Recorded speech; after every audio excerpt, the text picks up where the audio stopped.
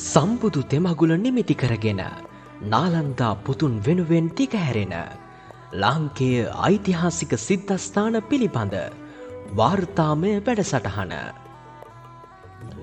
අධීක්ෂණය හා මඟ පෙන්වීම නාලන්දා විද්‍යාලීය නියෝජ්‍ය විදුහල්පතිනි මහේෂිකා විජේරත්න මැතිනිය. ඉදිරිපත් කිරීම නාලන්දා විද්‍යාලීය ඉතිහාස හා පුරාවිද්‍යා සංගමය සමගින් නාලන්දා විද්‍යාලීය ජනසන්නිවේදන ඒකකය.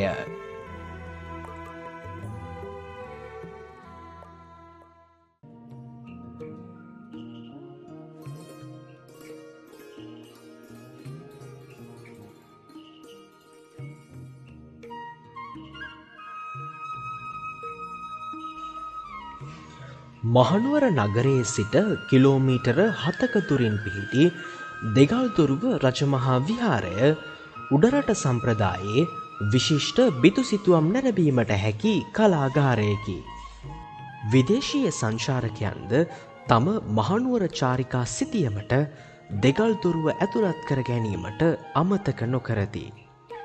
කීර්තිශ්‍රී රාජසිංහ රජු විසින් ඉදිකිරීම් ආරම්භ කර ඇති මෙම විහාරය පසුව ඔහුගේ සොයුරු රාජාදි රාජසිංහ රජු විසින් නිමා කර මොරතොට ධම්මකන්ද හිමියන් ඇතුළු ශිෂ්‍යානුශිෂ්‍ය පරම්පරාවට පූජා කර තිබේ. ඒ බව හෙළිවන්නේ රාජාදි රාජසිංහ රජුගේ දෙගල්දොරුව තඹසන්නසෙනි. මෙම විහාරයේ වැඩ කටයුතු නිමා කර තිබෙන්නේ ක්‍රිස්තු වර්ෂ 1786 දීය. උඩරට බිතුසිතුවම් පිළිබඳ හදාරන සිසුන් දෙගල්දොරුව බිතුසිතුවම් පිළිබඳ මනා උනන්දුවක් දක්වති.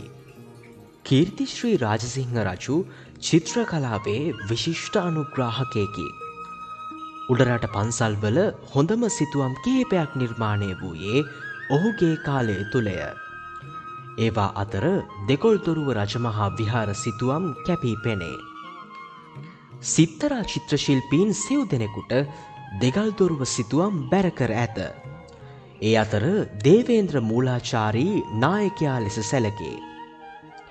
ඔවුන්ගෙන් වඩාත්ම ප්‍රසිද්ධියට පත් වූයේ දෙවරගම්පොළ සිල්වත්තැන උන්නාන්සේය. සිල්වත්තැන උන්නාන්සේ යනු භික්ෂූන් බවට පත් වූ නමුත් ඉහළ පැවිදි හෝ උපසම්පදා නොලැබූ අයයි. දෙගල්දොරුවට අමතරව ඔහු රිදී විහාරයේ චිත්‍රද ඇඳ ඇත. හිරියල නයිදේ සහ නීලගම පටබැඳි අනෙක් චිත්‍ර ශිල්පීන් දෙදෙනාය. මෙහි ඇති අලංකාර සිතුවම් මගින් එකල පැවති සිරිත් විරිත් පුරුදු සහ සමාජ තත්වයන්ද දක්වයි. අලියතුන් අලංකාර ලෙස සරසා ඇති අතර සේවකයින්ගේ නිලැඳුම් පැහැදිලිව පෙන්වා ඇත. මෙහිදී රාජකීයත්වයේ ලාංඡනය මනාව නිරූපණය කෙරේ. මෙම විහාරයෙහි රූප මන්දිරය වන බුදුගෙහි ජාතක කතා 4ක් දක්නට ලැබේ. මේවා අඛණ්ඩ කතා ලෙස නිරූපණය කෙරේ. බැතිමතුන් එක් කෙළවරක සිට අනෙක් කෙළවර දක්වා ඇවිදින විට කතාව ආරම්භයේ සිට අවසානය දක්වා දිගහැරේ. දෙගල්දොරුවේ නිරූපණය කර ඇති බෝධිසත්වයන්ගේ කතා 4 වන්නේ වෙස්සන්තර ජාතකය, සත්තුබත් ජාතකය, සූතසෝම ජාතකය සහ මහා ශීලව ජාතකයයි. මේ තුල ජාතක කතා හැරුණු විට බුදුරජාණන් වහන්සේගේ ජීවිතයද පින්තාරු කර ඇත. මාර යුද්ධය, මාර සේනාව දෙගල්දොරුවෙහි වඩාත් කැපී පෙන්න සිතුවම් වලින් එකකි. දෙගල්දොරුව සිතුවම් ජන සම්ප්‍රදායන් නිරූපණය කිරීම සඳහා හොඳම උදාහරණ වන අතර ඒවා මිනිසුන් පැළඳ සිටි ඇඳුම් සහ ඔවුන් ජීවත් වූ නිවාසද නිරූපණය කරයි. පහත රටවල මිනිසුන් පැළඳ සිටි ඇඳුම් සහ උඩරට මිනිසුන් විසින් පැළඳ සිටි ඇඳුම් අතර වෙනස මෙහිදී පැහැදිලිව පෙන්වා ඇත. ගෙවල් ඇතුළත ගෘහභාණ්ඩද පෙන්වා ඇත. මේ අනුව 18 වන සියවසේ සමාජ තත්ත්වයන් අධ්‍යයනය කිරීමේදී මෙම සිතුවම් මනාව වැදගත් වේ.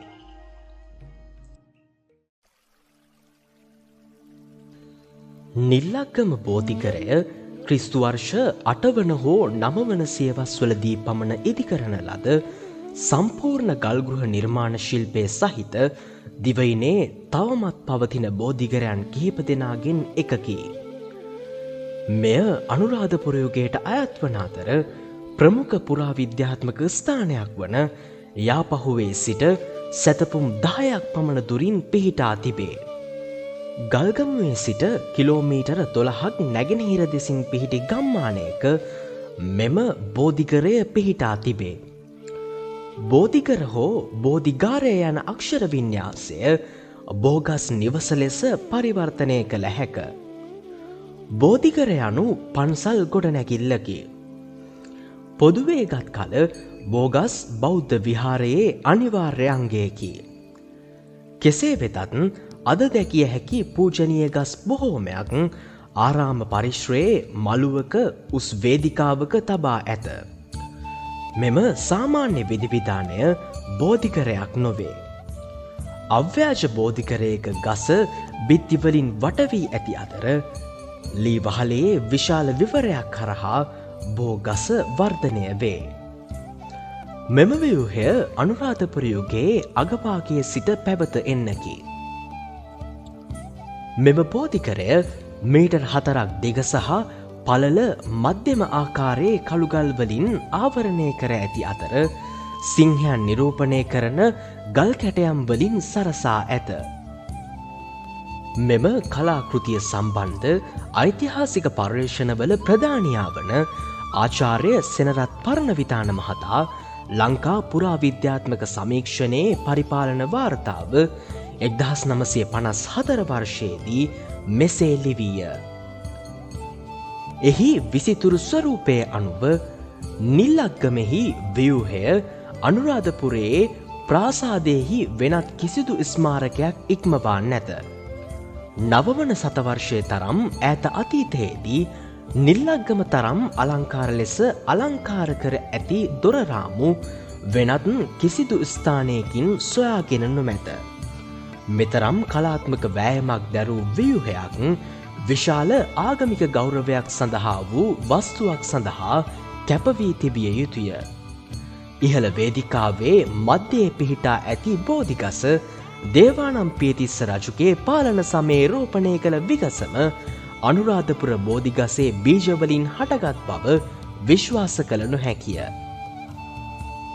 නිල්ලක්ගම යන නම පටබැඳී ඇති ආකාරය පිළිබඳව විවිධ ජනප්‍රවාද ගැඹුරින් මුල් බැසගෙන තිබේ. එයින් එකක් වන්නේ නිල්ලක්ගමා යන්නෙහි තේරුම නිල්ලංකාගම යන්නයි. පරණවිතාන මෙම බෝධිකර සොයා ගැනීමේ ස්ථානය නිටෝලාවා ලෙස හැඳින්වීය. බෝධිකරයක සාමාන්‍ය ලක්ෂණවලට අමතරව නිල්ලක්ගමෙහි පෞරාණික ව්‍යුහය තුළ කැපී පෙනෙන සුවිශේෂිතා කිහිපයක්ද දකින්නට තිබේ. පළමුවෙන්ම එහි හුදකලා ස්ථානය පුදුම සහගතය. ඒ ආසන්නයේ වෙනත් පුරාණ ව්‍යුහයන් නොමැත. මෙය තරමක් අසාමාන්‍ය දෙයක් වන අතර කැනීම් කරන ලද අනෙකුත් බෝධිගරයන් සියල්ලම පැවිදි සංකීර්ණයට අයත් විය. බොහෝ අවස්ථාවන්හිදී අනෙක් ගොඩනැගිලි වඩාත් කැපී පෙනේ. සාමාන්‍යයෙන් බෝධිකරයක් පැවිදි ප්‍රදේශයේ මායිමේ පිහිටා තිබුණි. බොහෝ දුරට පැහැදිලි කළ හැකි කරුණක් නම් අවඩ සිටින ගිහියන් සඳහා පූජනීය මධ්‍යස්ථානයක් නිර්මාණය කිරීම සඳහා හෝ දැනටමත් වන්දනාමාන කරන ගසකට වැඩි බැතිමතුන් ආකර්ෂණය කර ගැනීම සඳහා ප්‍රාදේශීය වංශාධිපතියෙකු මෙම ව්‍යුහය පරිත්‍යාග කළ හැකි බවයි. මේ සියල්ලකින්ම පෙනී යන්නේ නිල්ලක්ගම බෝධිකරය බෝධිරුක්ෂ වන්දනාවේ වැදගත් සන්ධිස්ථානයක් වූ බවයි.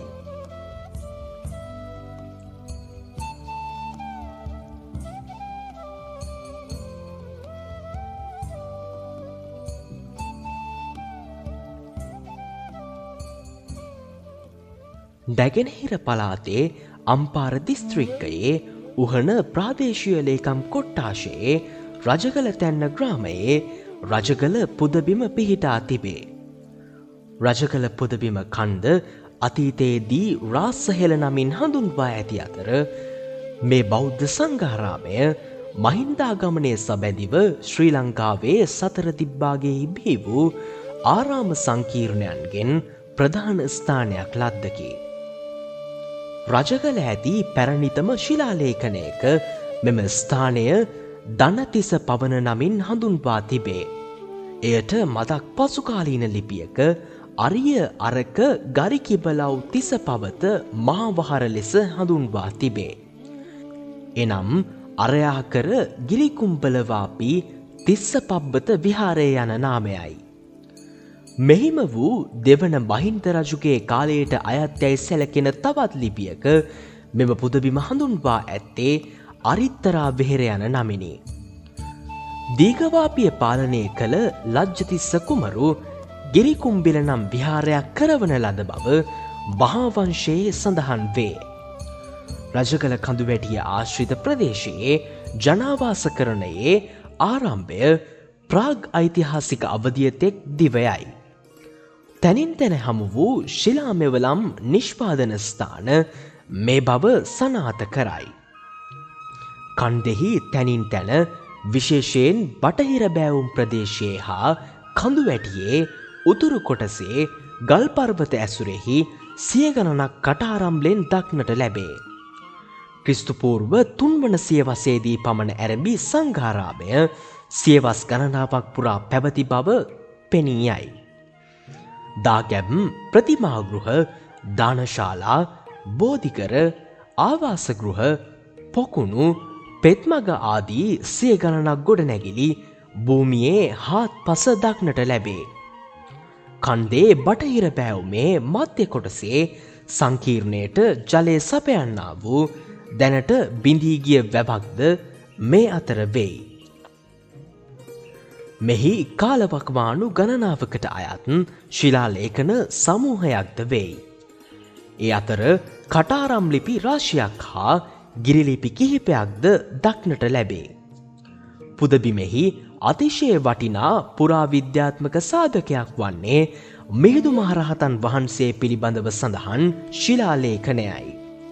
එහි මහින්ද තෙරුන් හා ඉට්ටිය තෙරුන්ගේ නම් සඳහන් වීම මහින්දාගමනය මේ පිළිබඳ වංශගතාගත ප්‍රවෘත්තිය සනාථ කරනු ලබයි.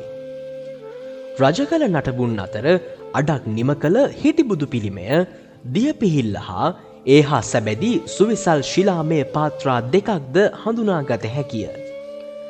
දියපිහිල්ල තවමත් ක්‍රියාත්මකය. පුන්කල්සද දෝතින් රැගෙන සිටින ආකාරයෙන් දැක්වෙන මුරගල හා නාගරාජ හා නාගරාජිනී යුගලය සහිත මුරගල්ද දුර්ලභ කලාකෘති වේ. ශිලාමය පාත්‍රා සහිත ස්ථානයට ඉහලින් කඳුබෑවුමේ පිහිටි ගල්පුවර යොදා ඉදිකළ උළුවස්ස සහිත ගල්ලෙනද තවමත් නිර්පද්‍රිතව දක්නට ලැබේ. කාලය නිශ්චිත නොමැති ප්‍රාථමික ගුහා සිතුවම් සමූහයක්ද අනුරාධපුර යුගයට අයත්සේ සලකන බිතු සිතුවම් කොටස් කිහිපයක්ද මේ පුදබිමෙහි දක්නට ලැබේ.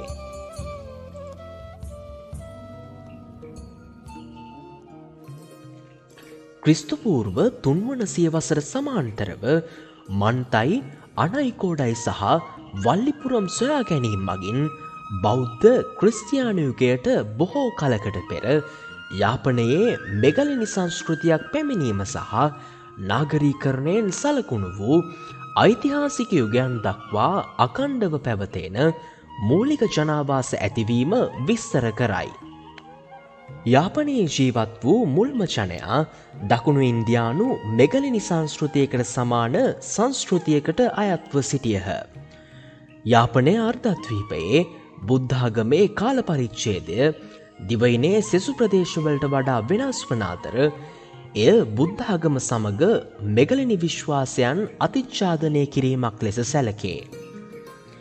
විද්වතුන්ට අනුව ක්‍රිස්තු වර්ෂ 7 වන සියවසේ සිට ක්‍රිස්තු වර්ෂ 10 වන සියවස දක්වා දෙමළ කතා කරන නාගරජවරුන් විසින් පාලනය කරන ලද පුරාණ දෙමළ රාජධානියෙහි අගනුවර වන කදිරාමලෙහි ලෙස දෙමළ සාහිත්‍යයේ හැඳින්වෙන කන්දරෝඩෙහි විය.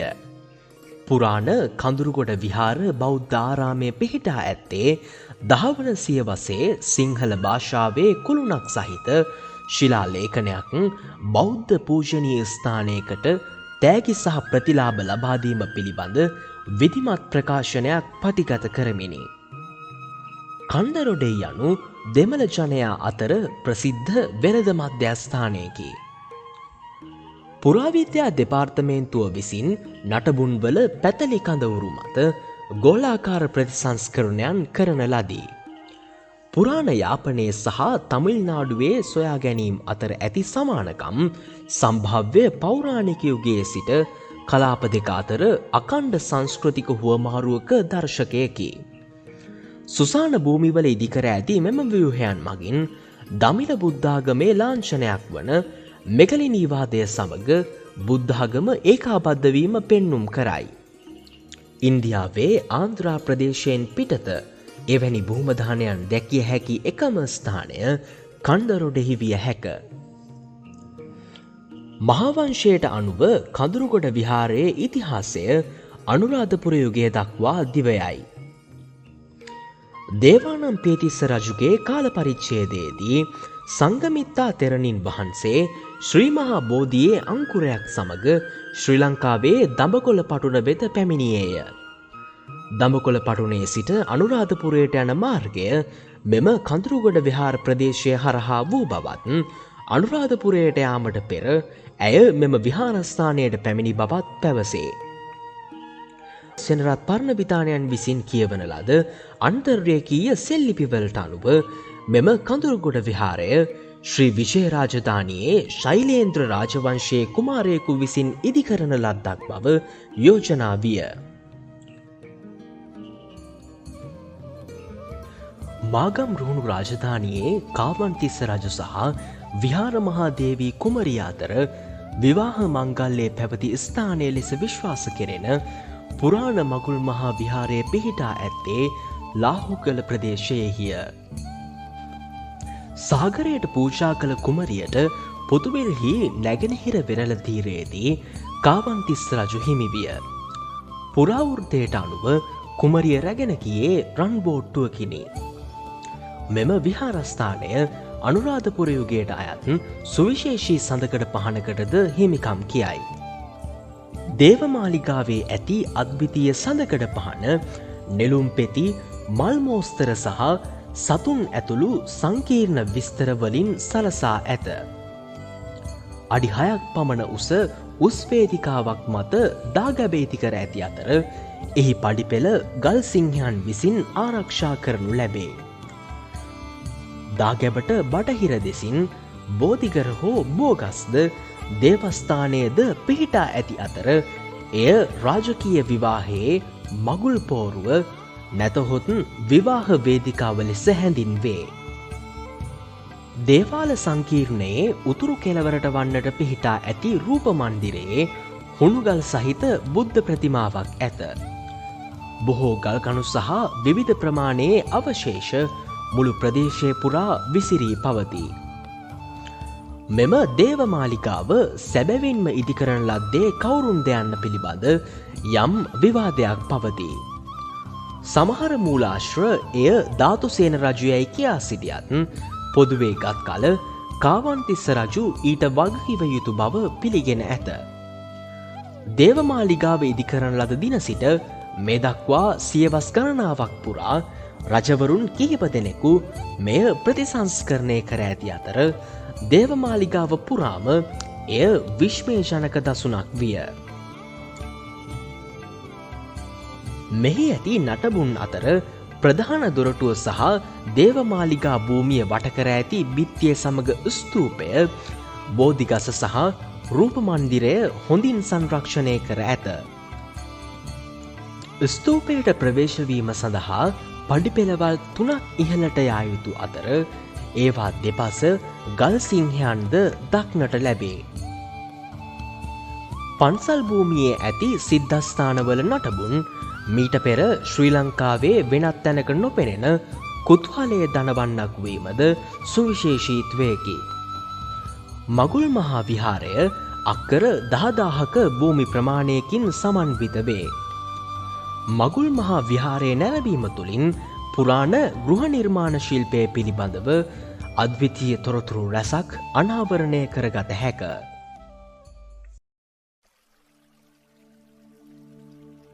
මැදිරිගිරිය වටදාගය ශ්‍රී ලංකාවේ පොළොන්නරුව දිස්ත්‍රික්කයේ පිහිටි වටදාගයක් සහිත බෞද්ධ පූජනීය ස්ථානයකි. අතීතයේ මණ්ඩලගිරි මැඩිලිගිරි ලෙසින් හඳුන්වා ඇති මෙය පළමුවෙන්ම නිර්මාණය කළේ කවුරුන්ද යන්න නිශ්චිත නොමැත. පළමුවන සියවසේ අගභාගයේදී කනිට්ඨතිස්ස රජුත්, හත්වන සියවසේ මුල් භාගයේදී දෙවන අක්බෝ රජුත්, නවවන සියවසේ මැද භාගයේදී දෙවන සේන රජුත් මෙහි ඉදිකිරීම් කර ඇති බව මහා වංශයෙහි සඳහන් වේ. 11 වන සියවසේදී පළමු විජයබාහු රජු මේ විහාරය ප්‍රතිසංස්කරණය කළ බවද සඳහන් වේ. මේ ස්ථානයේ ඇති සෙල්ලිපිවලට අනුව මෙහි ඊතා දියුණු සිද්ධාස්ථානයක් හා රෝහලක් පැවති බවට සනාථ වේ. 13 වන සියවසේ මාගාදී ආක්‍රමණ නිසා රජරට අතහැර සිංහලයන් දකුණට පලා ගිය නිසා මෙම සිද්ධාස්ථානය පසුව වල්බිහි වින. මහා වනපියසක් මැද හුදකලා වූ මේ ඓතිහාසික භූමිය 1897 දී පමණ HCP බෙල් මහතා විසින් සොයා ගන්නා ලදී. 1939 දී මේ පෙදෙස පුරාවිද්‍යා සංරක්ෂිත භූමියක් ලෙස ප්‍රකාශයට පත් කෙරින. 1941 දී මේ භූමියේ ප්‍රතිසංස්කරණ කටයුතු ආරම්භ කළ අතර පාරක් තොටක් හා බීමට ජල පොදක් පවා නොමැති මිනිස් වාසයෙන් තොර මහා වැනමද පිහිටි මේ භූමිය පාදාගෙන ප්‍රතිසංස්කරණය කිරීම මහත් දුෂ්කර කටයුත්තක් වූ බව පෙනේ. මැලේරියා වසංගතය හා 1941 ලෝක යුද්ධය මේ කටයුතු තවත් ව්‍යාකූල කරන්නක් වී ඇත. කෙසේ හෝ එවකට පුරාවිද්‍යා කොමසාරිස් සෙනරත් පරණවිතානයන් හා සැලසුම්කරුවෙකු වූ W.E. ප්‍රනන්දු මහතා ඇතුළු පුරාවිද්‍යාත්මක කණ්ඩායමේ අප්‍රතිහත මෙහෙය නිසා අද මෙලෙස මේ ස්ථානය දැකගත හැකිව තිබේ. මැදිරිගිරිය වඩාත් ප්‍රසිද්ධියට පත්ව ඇත්තේ එහි ඇති අලංකාර වටදාගය නිසාය. මැදිරිගිරිය වටදාගය පැරණි වාස්තු විද්‍යා තාක්ෂණයේත් ගෘහ නිර්මාණ ශිල්පයේත් අද්විතීය දායාදයකි. මෙය භූමි මට්ටමට වඩා ඉහළින් ගල්කුලක් මත ඉදිකර ඇති නිසා එහි ප්‍රෞಢත්වය කැපී පෙනේ. වටදාගේ ඉදිකර ඇත්තේ විශ්කම්භය අඩි 91ක් සහ උස අඩි 14ත් 17ත් පමණ වන පනා බැම්මකින් ආරක්ෂා වී ඇති වටකුරු වේදිකාවක් මතයි. ඊට පිවිසීම සඳහා උතුරු දෙසින් ඇති අඩි 10ක් පමණ උස අඩි 5ක් පමණ පළල ගල් උළුවස්සකින් ඇතුළු වී පියගැට පෙළ නැගිය යුතුය. වටදාගෙහි බාහිර මළුවට ඇතුළු වූ විට දෙපස කැටයම් සහිත ගල් පීටිකා දෙකක් මත පූර්ණ ගටා දෙකකි. ඉන් අනතුරුව පියගැට 4ක් නැග වටදාගයට පිවිසිය හැක. වටදාගේ මැද්දේ අඩි 26ක් පමණ විශ්කම්භයෙන් යුත් ස්තූපයකි. එය වටදාගයට වඩා අවුරුදු 800ක් පමණ පැරණි බව කියති. ස්තූපය ඉදිරිපස සිව් දෙසට මුහුණලා සමාධි ස්තූප 4කි. මෙහි ඇතුළත වටය අඩි 9ක් උස කණු 16කින්ද, දෙවැනි වටය අඩි 16ක් උස කණු 20කින්ද, පිටත වටය අඩි 17ක් උස කණු 32කින්ද සමන්විත විනි. මෙය සෑම කණුවකම එකිනෙකට වෙනස් විසිතුරු කැටයමකින් යුක්ත වේ. පිටත කවේ කණුවල අඩි 3යි අඟල් 6ක් පමණ උස ආවරණ වැටකින් බැඳී තිබෙනු දක්නට ලැබේ. මැදිරිගිරිය වටදාගය පරිසර සුන්දරත්වයත් පැරණි හෙළයන්ගේ නිර්මාණාත්මක හැකියාවත් එක් කරමින් ඉදිකොට ඇති විශිෂ්ට වාස්තු විද්‍යා සලකුණක් බව නම් ඉඳුරාම ප්‍රකාශ කළ හැකිය.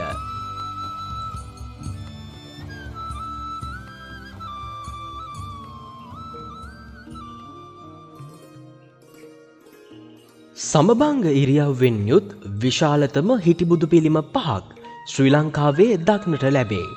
අනුරාධපුර දිස්ත්‍රික්කයේ කලාවැවට බටහිරින් අවකන ගමේ කලාවැව දෙසට මුහුණලා නෙලා ඇති අවකන බුදු පිළිමය ඉන් එකක් ලෙස හැඳින්විය හැකිය. දිවයිනේ බොහෝ තැන්වල දක්නට ලැබෙන්නේ වැවක් දාගැබක් වෙනුවට වැවත් බුදු පිළිමයත්ය. දාගැබ හෝ බුදු පිළිමය මිනිසුන්ගේ ආධ්‍යාත්මික දියුණුවත් වැව ලෞකික දියුණුවත් සංකේතවත් කරයි. මෙම අවකන බුදු පිළිමයත් එහි පිළිමගයත් ක්‍රිස්තු වර්ෂ 8 වන සියවසට අයත්ය. පුරාවිද්‍යා දෙපාර්තමේන්තුවේ AP අශෝක මහතා සමග ට්‍රිංගෝමෙට්‍රික් ක්‍රමයට ගන්නා ලද මිනුම් ප්‍රමාණ අනුව පද්මාසනයේ සිට සිරස්පත දක්වා අවකන බුදු පිළිමේ උස මීටර 11.36කි. පද්මාසනය මත වූ හිටි බුදු පිළිමය සමභංග ක්‍රමයට තනා තිබේ. මේ ක්‍රමයට ශරීරයේ බර දෙපා වලට සමසමව බෙදී යනසේ ශරීරයේ කෙලින් තබාගෙන සිටින බව සැලකිය යුතුය. ඔසවන ලද දකුණු අතේ අභය මුද්‍රාව වෙයි. වමත උරහිස මට්ටමට ඔසවා සිවුර අල්ලාගෙන ඉන්න ආකාරයේ දැක්වෙන කටක මුද්‍රාවෙන් යුක්තය. සමාධි බුදු පිළිමය ශ්‍රී ලංකාවේ අනුරාධපුර මහමෙවුනා උයනේ පිහිටා තිබේ. මෙම පිළිම වහන්සේ බුදුරජාණන් වහන්සේ ධ්‍යාන මුද්‍රාවෙන් වැඩ සිටිමින් භාවනාවේ යෙදෙන අයුරු දක්වයි. මෙම භාවනා කිරීමේ ඉරියව්වේදී එරමිනියා ගොතාගෙන අත්ල උඩු අතට හරවා එකක් මත එකක් සිටිනසේ උකුල මත දෑත් තබා බුදුන් වහන්සේ වැඩහිඳිනසේක. මෙම ඉරියව්ව පිළිබඳ මුළු මහත් බෞද්ධ ලෝකයේම දැනුවත් වන අතර එනිසාම බුදු පිළිම නිර්මාණය කිරීමේදී බහුලව යොදා ගනු ලැබේ. අනුරාධපුර සමාධි පිළිම වහන්සේ අඩි 7.3ක උසින් යුක්ත වන අතර තනි ග්‍රැනයිට් පාෂාණයෙන් නිමවා ඇත. සමාධි බුදු පිළිම වහන්සේ 4 වන හෝ 5 වන සියවසේ අභයගිරි සමයට අයත් ලෙස සැලකෙන අතර එය කිනම් රජ කෙනෙකුගේ කාලයේදී නිර්මාණය කරන ලද්දේ දැයි නිශ්චිතව නොදනී. නමුත් මෙම පිළිමය එකල උතුරු දකුණු නැගෙනහිර හා බටහිර යන සිව් දිශාවන්ට මුහුණලා පිහිට වූ එකිනෙකට සමාන පිළිම වහන්සේලා 4 නමකගෙන් එකක් ලෙස පිළිගත් මතයයි. මෙම පිළිමය දැනට පිහිටි ස්ථානයේදීම 1888 දී හමු වූ අතර ඒ වන විට පිළිමේ නාසයට හානි වී තිබුණි. පිළිමය ආවරණය කරමින් තිබෙන උඩුවියන 1950-60 කාල සීමාවේදී පිහිටවනු ලැබීය. පුරාවිද්‍යාඥ ආනන්ද කුමාරස්වාමි මහතා මෙම සමාධි බුදු පිළිමය නිසැකවම ශ්‍රී ලංකාවේ මූර්ති ශිල්පීන්ගේ නිර්මාණයක් බවත් ඉන්දියාවෙන් අතික්‍රාන්තයක් නොවුවක් ලෙසත් අවධාරණය කර ඇත. ශ්‍රී මහා බෝධිය ශ්‍රී ලංකාවේ අනුරාධපුරයේ පිහිටි පූජනීය ඇසතු වෘක්ෂයකි. බුදුන් වහන්සේ බුද්ධත්වයේ ලබා ගැනීමේදී පිටදුන් ඓතිහාසික බෝධි වෘක්ෂයේ දකුණු අංකුර පැලයක් මෙලෙස රෝපණය කර තිබේ. මෙය රෝපණය කරන ලද්දේ ක්‍රිස්තු පූර්ව 288 දීය. එය මේ දක්වා ලෝකයේ තිබෙන මිනිස් අතකින් සිට වූ සහ එසේ සිට වූ කාලය දන්නා පැරණිතම වෘක්ෂය ලෙස වාර්තා වෙයි. මෙම ශ්‍රී මහා බෝධිය බුදුන් වහන්සේ බුද්ධත්වයට පැමිණීමේදී පිටදුන් ඉන්දියාවේ බුද්ධ ගයාවේ තිබූ මහා බෝධියේ දකුණු අකුශාකාවයි. ක්‍රිස්තු පූර්ව 3 වන සියවසෙහි මෙම බෝධිය ලක්දිව යාපාපටුනෙහි මාදකල්හි සංගමිතා තොටුපොළ ලෙස දැනට හඳුන්වන තොටුපොළට ගෙන එන ලද්දේ අශෝක අධිරාජයාගේ දියණිය වන සංගමිත්තා මෙහෙණිය විසිනේ. ඇය ශ්‍රී ලංකාවේ භික්ෂුණී ශාසනය පිහිටුවීමේලා පුරෝගාමී වූවාය. ක්‍රිස්තු පූර්ව 249 දී දේවානම්පියතිස්ස රජතුමා විසින් අනුරාධපුරයේ මහමෙවුනා උයනෙහි මෙම ජයසිරි මහා බෝධිය පිහිටුවන ලදී. ශ්‍රී මහා බෝධිය පිහිටුවා ඇත්තේ සාමාන්‍ය පොළව මට්ටමේ සිට මීටර 6.5ක් පමණ උස් වූ වේදිකාවක් වැනි බිමකය. ඒ වටා වැටක් තිබේ. එය අද කාලයේ ශ්‍රී ලංකාවේ මෙන්ම ලෝකේ පුරා බෞද්ධයන්ගේ වන්දනාමානයට පාත්‍ර වන පූජනීය වස්තුවකි.